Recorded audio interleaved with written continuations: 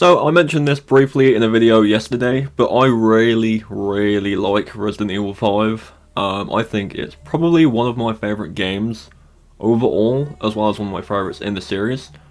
When I have conversations with people about the series and I mention Resident Evil 5 being one of my top games, I do get kind of questioned as to why that is, and today I'm going to go over why that is, because to me, Resident Evil 5 holds a special place in my memories. So we're going to go over why I like it so much and just kind of talk about the game in general. So here we go. So let me go over the main reason why I hold RE5 in such high regard. Way back when I was in high school, this game came out. And it was on PS3 at the time. And I lived fairly close to a few friends because my school and my friends were quite local to me. Like, it was all very small, like a very small community, like a small village. So we saw each other quite a lot, and I got a copy of the game, and I was like, dude, this game's co-op, we need to play it right now. So I went over to his house a few days later, early in the morning, and we sat there all day, and late into the night, playing through the entire game twice. One was playing as Chris, one was playing as Sheva, and then switching afterwards. And it was one of the most fun days and nights I've ever had. It was such a laugh, it was a blast, it was full of just cool moments, and I was laughing at things happening in the game, because Resident Evil 5 is a little bit over the top at times, especially at the end. But that's part of why it's just a fun game to play, especially with a friend.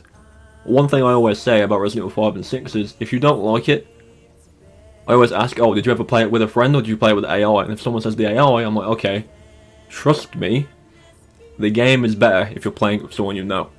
I can't tell you how many times one of us would mess up and we'd laugh about it, whether it's in one of the many quick time events in this game, or near the later part of the game where you got people with guns and the one-shot bugs that appear later on that are all kind of really annoying to deal with. Yes, it was infuriating at times. We were quite young, so we weren't really the best, and we never really played a game like this cooperatively. It's obviously a Resident Evil game, so it's very kind of, you do have to pay attention a little bit, although obviously it's not like Resident Evil 1, 2, 3, or 4, but you still have to kind of keep your head on a swivel. So we were just, the whole experience was just incredible, basically. I really liked the game, mainly for that reason, but that's not the only reason why, of course. A couple of the things I really like about Resident Evil 5 is the setting, which is a weird one. Again, when people ask me, like, oh, I really like the setting, it's in Africa, and that's not the main reason. Like, yes, it's in Africa, okay? But that's the thing. It's in the middle of the day, mostly, in Africa. Like, of all the places to set a horror game, it's quite unique to have it set in the daytime, in quite a tropical, very hot part of the world. Usually these games, obviously Resident Evil 1, 2, 3, it's Raccoon City, it's a house, there's a mansion in the mountains, it's dark, it's gritty. And Resident Evil 4, to an extent, obviously Resident Evil 4 does have a lot of daytime sequences, but the thing is, if you live in Europe, like me, most daytimes are usually quite grim. Like, it's usually quite dark, or cold, or, just raining all the time. But Africa, it's bright, it's sunny, there's people everywhere. It's a very unique place to set a game, and you still feel that horror tone throughout, especially the early stages of the game. It's still quite creepy. And I just think that's really cool. One thing I really like about this game as well is the sheer amount of weapons that you can get hold of in this game. There's a lot of different weapons in this game. It ranges from a multitude of pistols to SMGs, shotguns of different types. There's a grenade launcher, there's a minigun, there's a rocket launcher. The rocket launcher kind of makes the game a bit trivial. The rocket launcher in this game basically one-shots every single boss, which is it's just kind of fun. You can kind of blast through the game pretty quickly with a rocket launcher. But the amount of weapons that are available to you, there's even a bow and arrow in this game. Like, I know there's one in RE4 Mercenaries, but there's a bow and arrow in a single player game. And again, it just adds a lot more variety. All the pistols are different, all the shotguns act different. I do remember the quad barrel shotgun in the game. I forget what it's called, but that was pretty fun to use. The minigun, and then with those weapons came certain skins that match them. Off the top of my head, you got the tribal Sheva one, which is basically covered in tattoos and wearing quite tribal looking clothes. The skin I'm using right now in the game is the Fairy Tail one, which is basically Red Riding Hood, and then the stupid Chris one with the zebra striped clothes. There's a lot of different skins in this game. Some of them are quite funny, some of them not really cool. But in other kind of skins that relate to weapons, you have Heavy Metal Chris. Works very well with the minigun. Obviously got the big like thing on his back. He's all armored up, and they do work really well with those weapons, which is nice. It's always a nice little touch to the skins and the weapons to kind of work together quite well. There's also a lot of really cool set pieces in this game. Most of these can be kind of linear or mainly quick time events, but the ones that I can remember off the top of my head that are pretty fun to do, especially with a friend, is the Humvee part of the game where you're on the back with the two big machine guns and you're being chased by like the I forget what the enemy is called in this game. I was going to say Ganados, but that's not true. I think they're Kajuju or the something like that. I think that might actually be the place the game's set. Someone let me know in the comments the name of the enemy in this game. I actually don't remember. But they are basically Ganados, a little bit different, but kind of the same thing. You're being chased by a bunch of enemies on bikes and in trucks, and you have to shoot them down, and then when you get to the end of the sequence, there's a big El Gigante from RE4. Again, different name in this game, but same thing. And you have to fight that on the back of the truck, and you have to kind of coordinate who's shooting where, because there's a weak points, there's enemies in the background, there's an attack that there's a lot of damage that you can stop from happening, so coordination with another player, whether it's a random or a player, is really cool in that part.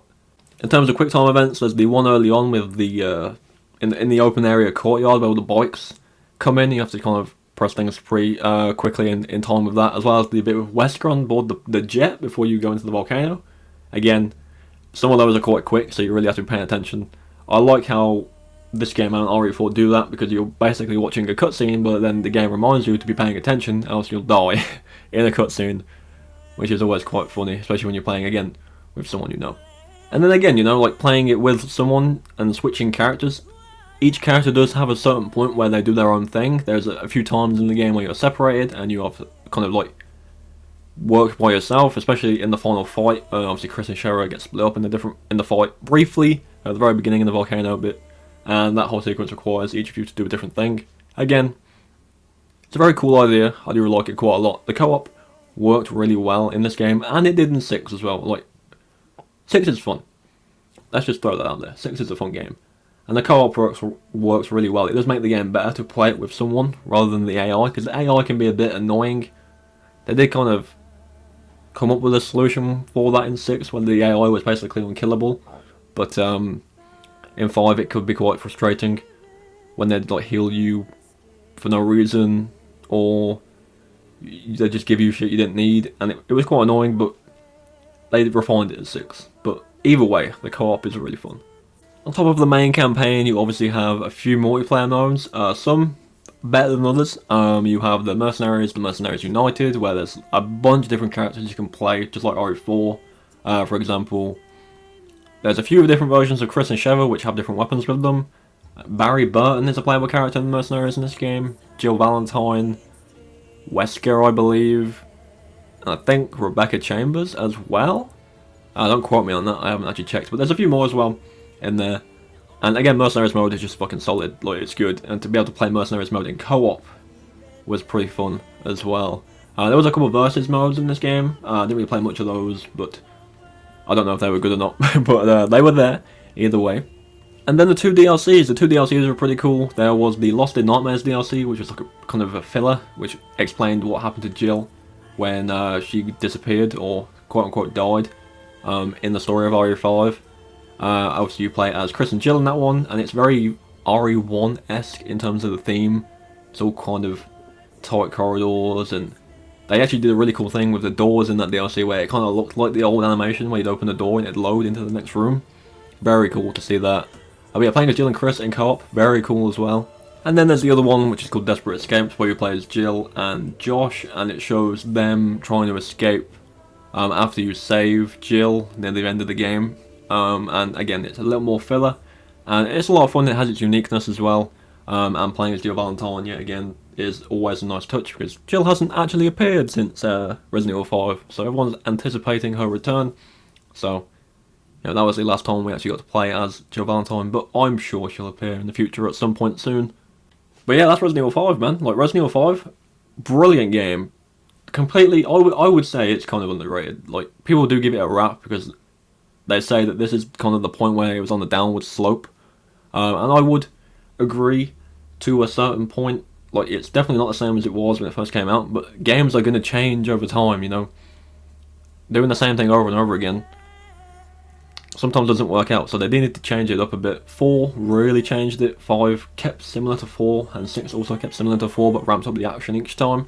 And then obviously 7 was kind of like a soft reboot for the gameplay core systems, which was just, it was needed. I would say it was needed, and I love, absolutely love RE7 and Village, so there's no complaints from me. But yeah, RE5, one of my all-time favourites. Do let me know what you think of RE5. Did you play it? Did you play it alone? Did you play it with a friend? Any cool memories you have of playing Resident Evil 5, do let me know. But yeah, thank you all for coming by and listening to me talk about one of my personal favourite games. And I'll catch you all tomorrow for a brand new video.